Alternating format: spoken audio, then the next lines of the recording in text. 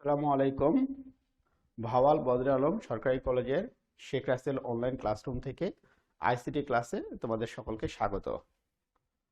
এর আগে আইসিটি যতগুলো ক্লাস হয়েছে সবগুলো ক্লাস আমরা নিয়েছি সংখ্যা পদ্ধতি বা নাম্বার সিস্টেমে। আজকে আমরা আইসিটি ক্লাস নিব ডিজিটাল ডিভাইসে। তোমরা সকলেই জানো সামনে জানুয়ারি মাসে তোমাদের পরীক্ষার একটা ডেট দেওয়া হয়েছে। সামনে জানুয়ারি মাসে একটা পরীক্ষার ডেট দেওয়া হয়েছে। সেই পরীক্ষা তোমাদের সংখ্যা পদ্ধতি ডিজিটাল ডিভাইস মেইনলি এই দুই চ্যাপ্টারের উপরে অনুষ্ঠিত হবে এবং সাথে আমি নেটওয়ার্কের কিছু জিনিস আলোচনা করব। আচ্ছা, যাই হোক, তোমাদের পরীক্ষার আগে অর্থাৎ জানুয়ারি মাসের আগে সংখ্যা পদ্ধতি নিয়ে আর কোনো ক্লাস হবে না। অর্থাৎ সংখ্যা পদ্ধতি এ পর্যন্ত যেটুকু পড়ানো হয়েছে তোমাদের ক্লাসে, অর্থাৎ জানুয়ারি মাসে যে পরীক্ষা হবে এর মধ্যে থেকে কোশ্চেন করা হবে। এরপর থেকে আজকে থেকে ডিজিটাল ডিভাইসের ক্লাস শুরু। ডিজিটাল ডিভাইসে যেটুকু করানো হবে পরীক্ষায় ওইটুকুর মধ্যে কোশ্চেন করা হবে। আচ্ছা, যাই হোক, আমরা চলে যাই। প্রথমে আমরা ডিজিটাল ডিভাইসে যাওয়ার আগে প্রথমে আমরা জানবো আসলে ডিভাইস কি। কারণ ডিজিটাল ডিভাইসে যাওয়ার আগে আমাদের প্রথমে জানতে হবে কি ডিভাইস কি। আচ্ছা, ডিভাইস একটা ইংরেজি শব্দ যার বাংলা হচ্ছে যন্ত্র। তাহলে ডিভাইস বা যন্ত্র কি? আমরা জানি যা মানুষের দৈনন্দিন কাজকে সহজ করে, যা মানুষের দৈনন্দিন কাজকে সহজ করে তাই যন্ত্র। যেমন যদি ধরি আমরা টিউবওয়েল। আগের যুগে কি করা হতো? আগের যুগে বিভিন্ন এলাকায় কূপ থাকতো, সেই কূপে রশি দিয়ে মানুষ পানি তুলতো। এই কাজটা অবশ্যই কঠিন ছিল। এই কঠিন কাজটাকে সহজ করার জন্য কি হলো? টিউবওয়েল আসলো। টিউবওয়েলে কি করতে হয়? হাতল থাকে, হাতলে আমরা যদি প্রেসার ক্রিয়েট করি তাহলে পানি বের হয়। অর্থাৎ আগে যেভাবে মানুষ পানির ব্যবহার করতো বা পানি নিয়ে আসতো কাছে বা পানি সংগ্রহ করতো, সেই কাজটাকে সহজ করার জন্যই আমরা কি নিয়ে আসলাম? টিউবওয়েল। তাহলে মানুষের কাজকে সহজ করার জন্য কি ব্যবহার শুরু হলো? টিউবওয়েল, যা একটা যন্ত্র। আমি ধরো যদি গাজীপুর থেকে ঢাকায় যেতে চাই তাহলে আমাকে কি প্রাথমিকভাবে আমরা কিভাবে যেতে পারি? হেঁটে হেঁটে যেতে পারি। ঢাকা থেকে গাজীপুর হেঁটে যেতে কয় ঘন্টা লাগবে? 5 ঘন্টা। আমার এই হেঁটে যাওয়ার কাজকে, অর্থাৎ গাজীপুর থেকে ঢাকা বা ঢাকা থেকে গাজীপুর যাওয়ার কাজটাকে, হেঁটে যাওয়ার কাজটাকে সোজা করার জন্য কি আসছে? প্রথমে ধরো সাইকেল, মোটর সাইকেল, বাস। তো মানুষের তার মানে কি আমার গাজীপুর থেকে ঢাকা যাওয়ার কাজটাকে সহজ করার জন্য আমার এই যন্ত্রগুলো সাইকেল, মোটরসাইকেল বা বাস আসলো। অর্থাৎ সোজা কথায় মানুষের দৈনন্দিন কাজকে সোজা করার জন্য বা সহজ করার জন্য যা ব্যবহার করা হয় তাই যন্ত্র। এখন আমরা দেখব যন্ত্র আসলে কয় ধরনের। যন্ত্র আসলে বিভিন্ন ধরনের হতে পারে। তো আমরা আসলে যন্ত্রকে নর্মালি দুইটা ভাগে ভাগ করি।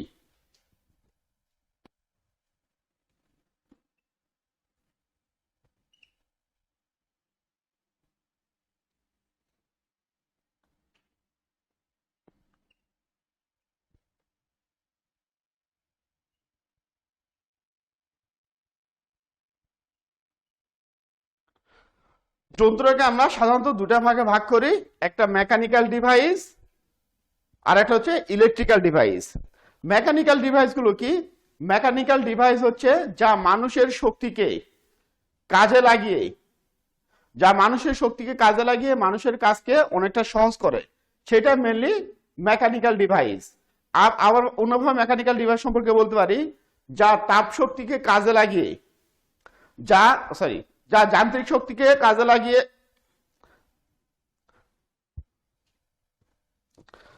আচ্ছা, মেকানিক্যাল ডিভাইস যে ডিভাইস মানুষের শক্তি কাজে লাগিয়ে মানুষের কাজকে সহজ করে সেটাকে বলি আমরা মেকানিক্যাল ডিভাইস।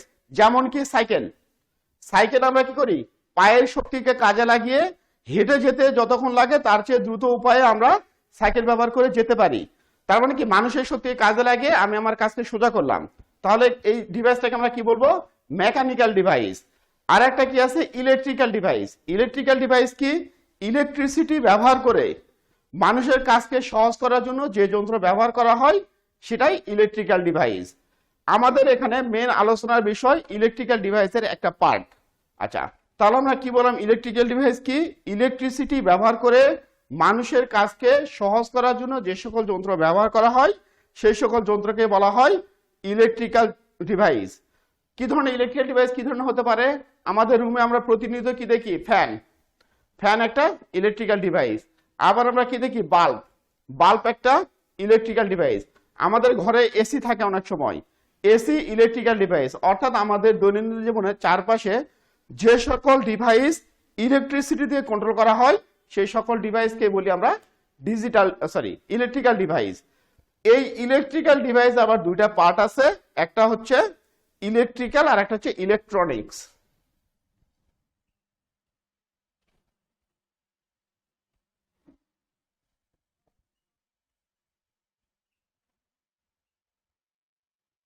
তাহলে কি ইলেকট্রিক্যাল ডিভাইস আর একটা পার্ট আছে, ইলেকট্রিক্যাল ডিভাইস দুই ভাগে ভাগ করতে পারি, একটা হচ্ছে ইলেকট্রিক্যালি আর একটা হচ্ছে ইলেকট্রনিক্স। এই ইলেকট্রিক্যাল ডিভাইস সাধারণত বলি যেগুলো হাই ভোল্টেজ ডিভাইস, যেগুলো হাই ভোল্টেজ ডিভাইস সেগুলোকে বলি আমরা সাধারণত ইলেকট্রিক্যাল ডিভাইস। এবং যেগুলো লো ভোল্টেজ অর্থাৎ 4 ভোল্ট 5 ভোল্ট এগুলো চলে বা 10 ভোল্ট অর্থাৎ কম ভোল্টেজে যেগুলো চলে সেগুলোকে সাধারণত আমরা বলি ইলেকট্রনিক্স ডিভাইস। এই ইলেকট্রনিক্স ডিভাইসটাকে আসলে বলা হয় ডিজিটাল ডিভাইস। তাহলে আমরা ডিজিটাল ডিভাইস বলতে কি বোঝাচ্ছি, ইলেকট্রনিক ডিভাইস। তার মানে কি ডিজিটাল ডিভাইস ইলেকট্রনিক্স ডিভাইস এবং এটা কম ভোল্টেজে কাজ করে। আচ্ছা, আমাদের মূল আলোচনার বিষয় হচ্ছে এই ইলেকট্রনিক্স ডিভাইস। তাহলে আমরা কি দেখলাম, ডিভাইস বা যন্ত্র কি, ডিভাইস বা যন্ত্র কত প্রকার এইটুকু দেখলাম। আচ্ছা, এরপর আমরা কি দেখলাম, ডিজিটাল ডিভাইস কি। তাহলে ডিজিটাল ডিভাইস কি, ডিজিটাল ডিভাইস হচ্ছে এক ধরনের ইলেকট্রনিক্স ডিভাইস যেটা কম ভোল্টেজে কাজ করে। আচ্ছা, এরপরে আমরা আসবো এই ডিজিটাল ডিভাইস কিভাবে কাজ করে। ডিজিটাল ডিভাইস কিভাবে কাজ করে এটা জানার জন্য আসলে ডিজিটাল ডিভাইস তৈরি হয় কিভাবে সেই সম্পর্কে আমি খুব ছোট একটা আলোচনা করব।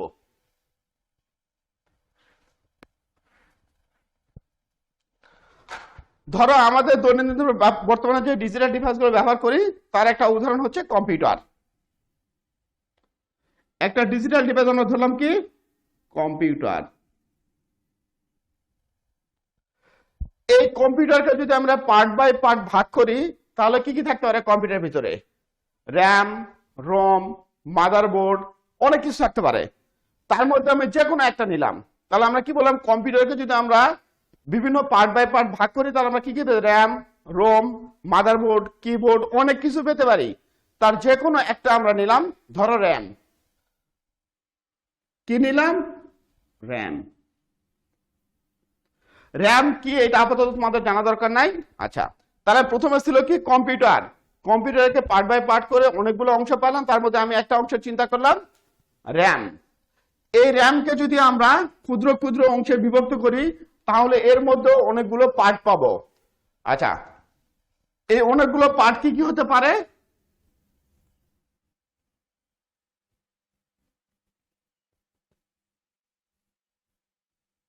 Digital gate.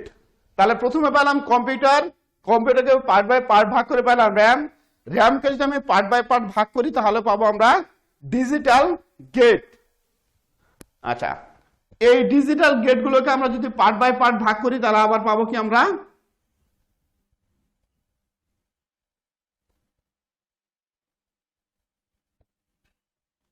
ট্রানজিস্টর। তাহলে দেখো প্রথমে আমরা কি করলাম, প্রথমে কম্পিউটারকে পার্ট বাই পার্ট ভাগ করে র্যাম, র্যামকে পার্ট বাই পার্ট ভাগ করে ডিজিটাল গেট, ডিজিটাল গেটকে আমরা পার্ট বাই পার্ট ভাগ করে ট্রানজিস্টর পেলাম। এই ডিজিটাল ডিভাইস কিভাবে কাজ করে এটা বুঝতে গেলে আমার এই ট্রানজিস্টর পর্যন্ত আসতে হবে। তাহলে আমি কি বললাম, ডিজিটাল ডিভাইস কিভাবে কাজ করে এটা বোঝার জন্য আমার কোন পর্যন্ত আসতে হবে, ট্রানজিস্টর কিভাবে কাজ করে সেটা আমাকে জানতে হবে। যদি আমি জানি ট্রানজিস্টর কিভাবে কাজ করে তাহলে আমি বুঝে যাব ডিজিটাল ডিভাইস আসলে কিভাবে কাজ করে। দেখো আমি হোয়াইট বোর্ডে ট্রানজিস্টর সম্পর্কে আগেই লিখে রেখেছি। কি লেখা আছে, সিলিকন বা জার্মেনিয়ামের তৈরি 3 স্তর বিশিষ্ট ইলেকট্রনিক সুইচ। কি লেখা আছে, সিলিকন বা জার্মেনিয়ামের তৈরি 3 স্তর বিশিষ্ট ইলেকট্রনিক সুইচ। আমরা সুইচের কাজ কি জানি, সুইচ হচ্ছে অফ হওয়া বা অন হওয়া, সুইচিং মানে হচ্ছে অফ হওয়া বা অন হওয়া। তার মানে আমরা প্রথম কথা পেলাম কি ট্রানজিস্টর আসলে এক ধরনের সুইচ। এই সুইচে কয়টা স্তর থাকবে, 3টা স্তর।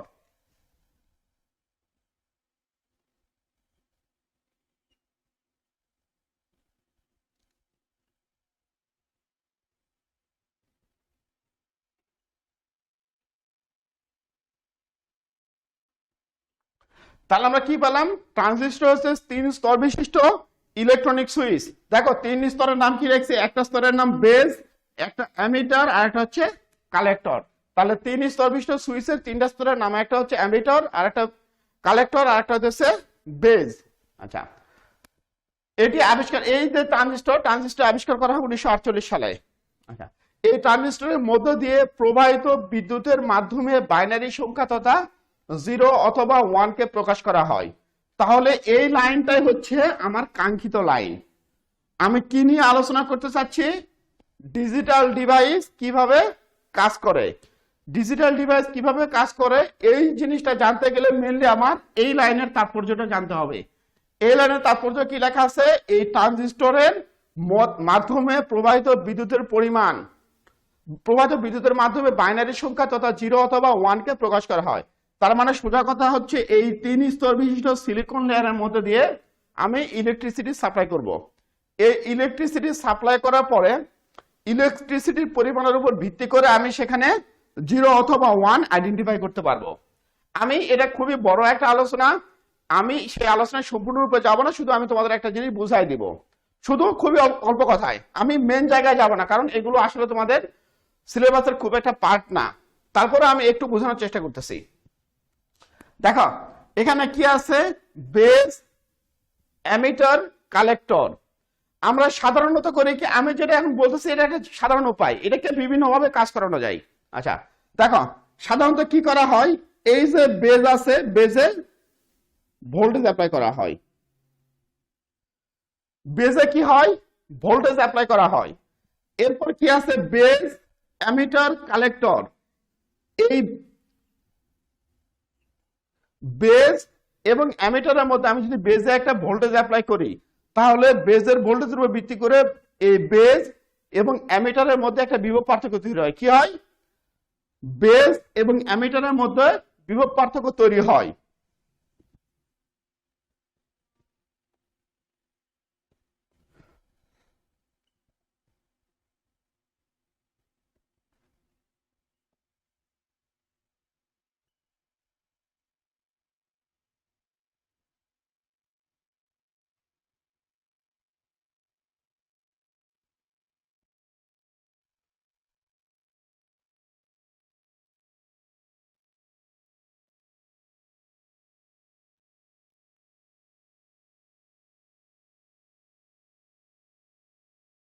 দেখো আমি কি বললাম? আমি এই বেজ লাইনে যদি ভোল্টেজ অ্যাপ্লাই করি, তাহলে বেজ এবং অ্যামিটারের মধ্যে একটা বিভব পার্থক্য, অর্থাৎ বেজে একটা ভোল্টেজ থাকবে, অ্যামিটারে একটা ভোল্টেজ থাকবে।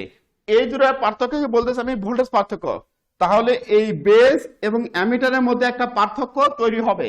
সেই পার্থক্যটা যদি 0.7 ভোল্টের বেশি হয়, 0.7 ভোল্টের বেশি হয়, তখন আমরা বলবো ট্রানজিস্টরটা অন আছে। অর্থাৎ এই যে বিভব পার্থক্য যদি 0.7 ভোল্টের বেশি হয়, তখন এই দিক দিয়ে ইলেকট্রিসিটি সাপ্লাই শুরু হবে। তাহলে আমি কি বলছি? বেজ এবং অ্যামিটার, বেজ এবং অ্যামিটারের মধ্যে যদি বিভব পার্থক্য 0.7 ভোল্টের বেশি হয়, তখন এই কালেক্টর দিয়ে কারেন্ট সাপ্লাই শুরু হবে। কালেক্টর দিয়ে কারেন্ট সাপ্লাই শুরু হলে আমরা বলবো ট্রানজিস্টরটা অন আছে। তাহলে কি বলতেছি? বেজ এবং অ্যামিটারের মধ্যে বিভব পার্থক্য 0.7 ভোল্টের বেশি হলে কালেক্টর দিয়ে কারেন্ট সাপ্লাই শুরু হবে। কালেক্টর দিয়ে কারেন্ট সাপ্লাই শুরু হলে আমরা বলবো এই ট্রানজিস্টরটা কি আছে? অন আছে। ট্রানজিস্টর অন থাকার অর্থ হচ্ছে বাইনারি 1। ট্রানজিস্টর অন থাকার অর্থ হচ্ছে বাইনারি 1।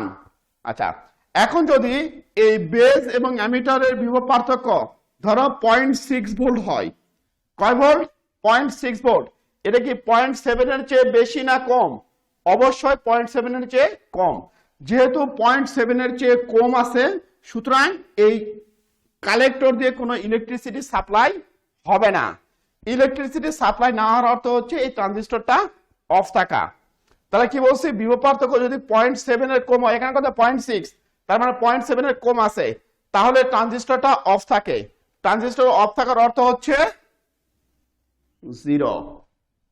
ট্রানজিস্টর অফ থাকার অর্থ হচ্ছে 0। তাহলে আমরা এই যে দেখো কম্পিউটার, মাহমুদ এই দেখো তোমাদের computer, RAM, digital gate, computer, RAM, digital gate, transistor. এই যে ট্রানজিস্টর আসলাম, ট্রানজিস্টর তাহলে কি জিনিস?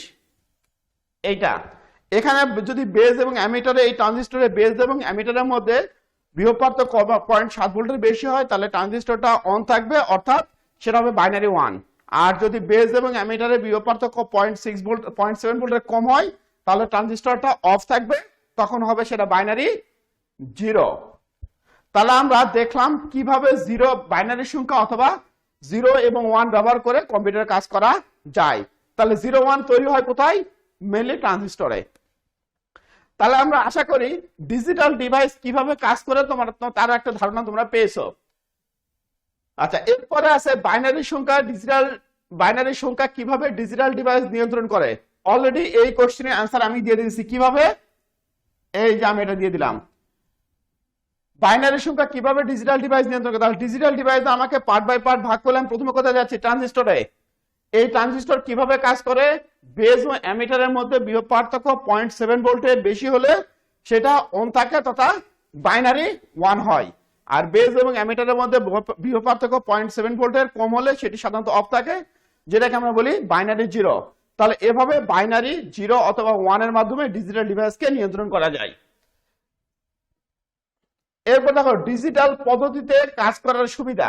এখন আমরা এই যে ডিজিটাল পদ্ধতি বলতেছ, এই ডিজিটাল পদ্ধতি কাজ করার সুবিধা কি? 1 নাম্বার সুবিধা, এই যে বর্তমান সময়ে প্যান্ডেমিক সিচুয়েশন, এর মধ্যে তোমরা ক্লাস করতে পারতেছ। যদি ডিজিটাল ডিভাইস না আসতো, তাহলে এই যে আমার ক্লাস বা যেভাবে হোক তোমরা ইন্টারনেটে ক্লাস করতেছ, এই ক্লাসের কোনো চিন্তাও করা যেত না। তাহলে বর্তমান সময়ে আমি যে ক্লাস দিতেছি, তোমরা দূর থেকে দেখতেছো বা পরে দেখতেছো, যাই হোক, এটাই হচ্ছে ডিজিটাল ডিভাইসের সবচেয়ে বড় আমাদের সামনে এখন সুবিধা। এই ডিজিটাল ডিভাইস না আসলে আমরা এটা কথা চিন্তা করতে পারতাম না। তাহলে এই সুবিধার উপর ভিত্তি করে তোমরা বাকি সুবিধাগুলো একটু চিন্তা করে নিবা। আচ্ছা, তারপরে আমি কতগুলো বলে দেই।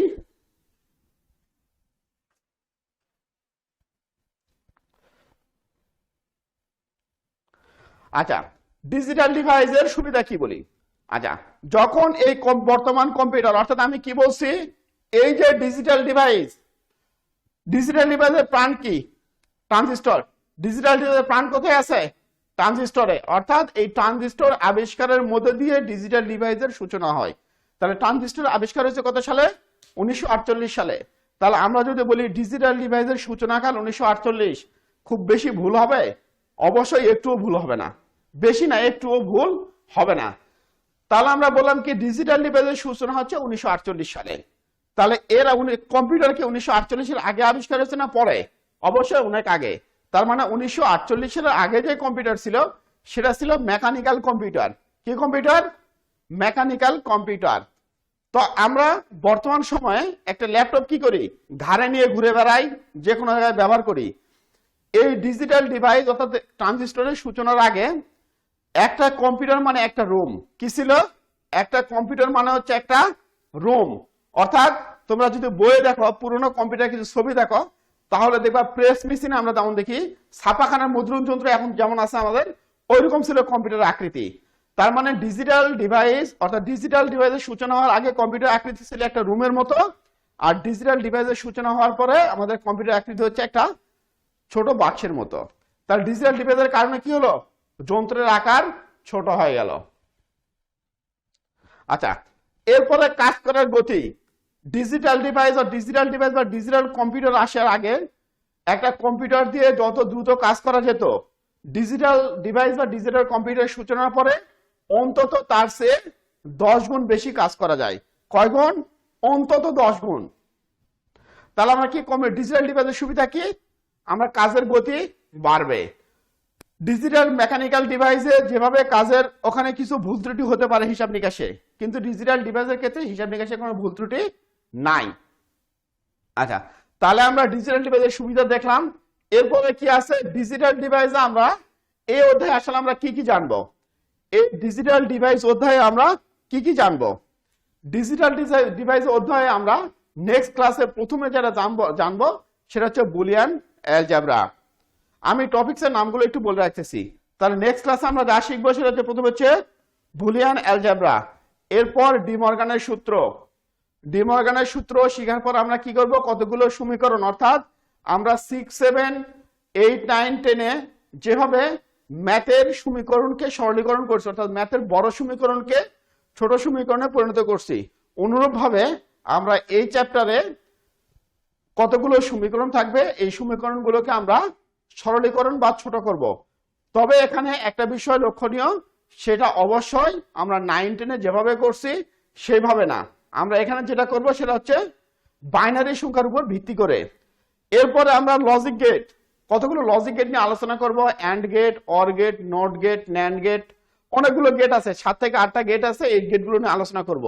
এরপর আমরা এনকোডার, ডিকোডার, রেজিস্টার, কাউন্টার, অর্থাৎ এই চ্যাপ্টারের মূল বিষয় হচ্ছে আমরা যাতে ছোট ছোট ডিভাইস তৈরি করতে পারি। অর্থাৎ এই চ্যাপ্টারটা কেউ যদি ভালোভাবে বোঝে তাহলে সে আমি সিম্পল বলি হাত ঘড়ি, সে ছোট ছোট ঘড়ি তৈরি করতে পারবে। তোমাদের এই চ্যাপ্টারটা যদি তোমরা ভালোভাবে শিখতে পারো তাহলে আমি আশা করব তোমরা চ্যাপ্টারে ছোট ছোট ডিজিটাল ডিভাইস, যেমন ছোট ঘড়ি এরকম তৈরি করতে পারবে আর কি। তো যাই হোক, আজকে ক্লাসের বিষয়বস্তু, আজকে ক্লাস এই পর্যন্তই। তোমাদের নেক্সট সোমবার আবার ডিজিটাল ডিভাইসের ক্লাস হবে। অর্থাৎ আমি তোমাদের বললাম জানুয়ারি মাসে তোমাদের যে পরীক্ষার ডেট দেওয়া হয়েছে সেই পরীক্ষার আগে বাইনারি সংখ্যা পদ্ধতি বা সংখ্যা পদ্ধতি আর কোনো ক্লাস হবে না। সংখ্যা পদ্ধতি এ পর্যন্ত যা পড়ানো হয়েছে সেটুকুই সিলেবাস। এখন থেকে প্রতিদিন ডিজিটাল ডিভাইসের ক্লাস হবে এবং ডিজিটাল ডিভাইসের কিছুদিন ক্লাস নেওয়ার পরে তোমাদের আবার অন্যান্য চ্যাপ্টারের ক্লাস নেওয়া হবে। কারণ যেহেতু পরীক্ষার ডেট, তোমাদের সব চ্যাপ্টার থেকে কোশ্চেন করা হবে, সব চ্যাপ্টারে একটু একটু করে পড়তে হবে। ওকে, সকলকে ক্লাসে অংশগ্রহণ করার জন্য ধন্যবাদ। আসসালামু আলাইকুম।